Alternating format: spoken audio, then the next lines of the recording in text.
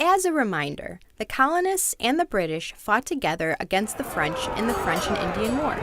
It was an expensive war, so the British started taxing the colonists, which they did not like.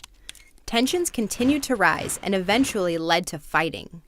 But it was clear things were only going to get worse. So influential leaders from most of the colonies decided to meet to discuss the next steps.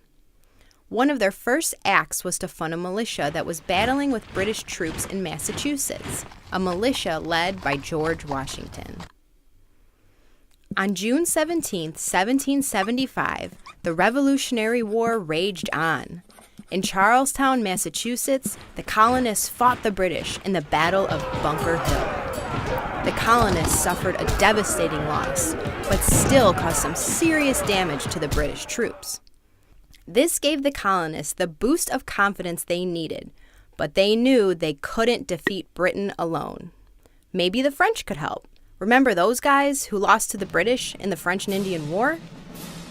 Psst, we'd love to help you beat those Brits, but we can't as long as you are still part of the British Empire.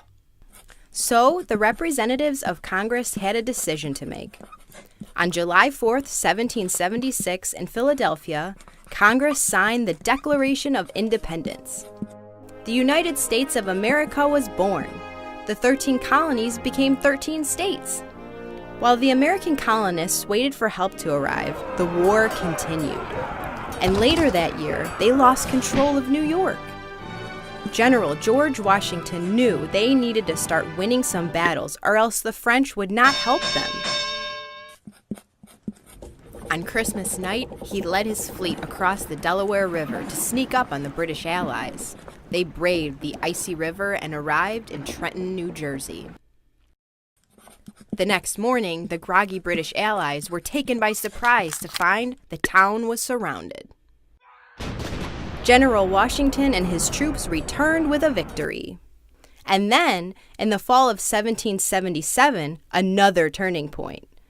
During the two battles of Saratoga, the colonial militia lost a lot of men, but found the strength to keep going.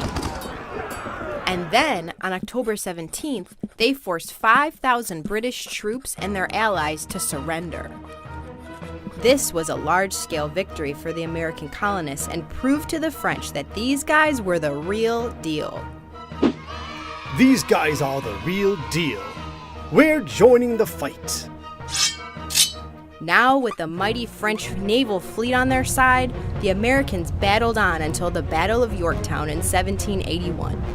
Together, the French and the colonists trapped a large British army on Virginia's Yorktown Peninsula. British General Charles Cornwallis and his troops were greatly outnumbered, so he hid inside a cave while the rest of his British army surrendered to George Washington on October 19, 1781, a historic day for the Americans. And then peace negotiations began in April 1782, and a treaty was drafted by 3 American representatives, John Jay, John Adams, and Benjamin Franklin. It took almost 2 years of negotiations until finally, on September 3, 1783, King George signed the Treaty of Paris. This marked the end of the American Revolution. Great Britain officially acknowledged the United States as an independent nation. After an exhausting 8-year war, freedom rang. Americans cheered and finally celebrated their freedom. It is time for the morning announcements. I am Adam Hilsheimer with the information that is important for you. Today is Tuesday, November 8th, 2016.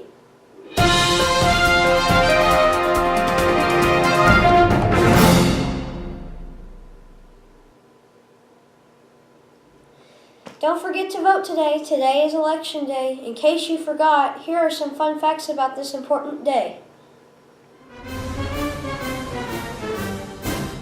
So why do we vote on a Tuesday in November? Why not on the weekend or when the weather is nice? November was a convenient time to hold presidential elections because most Americans were farmers who had a lot of downtime that month after the October harvest. When Congress mandated a single universal election date, traveling wasn't easy, so they chose Tuesday. Voters would go to church on Sunday, spend Monday traveling on horseback to the nearest polling place, and then vote the next day. Strange and maybe outdated, but that's why we'll be heading to the polls on Tuesday, November 8th. Make sure your voice is heard. Get out, vote. Go vote today, as you will be making big decisions for the school. We hope to see all remember your voter card. Here's today's lunch menu. Pulled pork sliders, barbecue sauce, and spiral fries. It's time for this week's Teacher Tuesday trivia, as we introduce two of our favorite teachers this week. Last week we only had 2 guesses and neither were correct. That means there will be no winner from last week. Keep guessing to keep the train rolling. These next 2 teachers are kind of new to the school, so keep that in mind as you make your guesses. In the 5th grade, this teacher loves Finding Nemo, tacos, sparkles, and really dislikes animals. The teacher believes the coolest people on earth are her friends. And if this teacher has one wish, it would be to become a backup dancer for Taylor Swift. This 6th grade teacher loves pizza, the TV show Fixer Upper, chips and salsa, and Harry Potter. When this teacher was little, they played softball.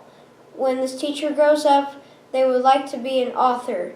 They are awesome at reading. If this teacher had one wish, it would be to fly. Place your guesses in appropriately marked spots. That's a wrap for today. Please stand for the Pledge of Allegiance and remain standing for the moment of silence. I pledge allegiance to the flag of the United States of America and to the republic for which it stands, one nation, under God, indivisible, with liberty and justice for all.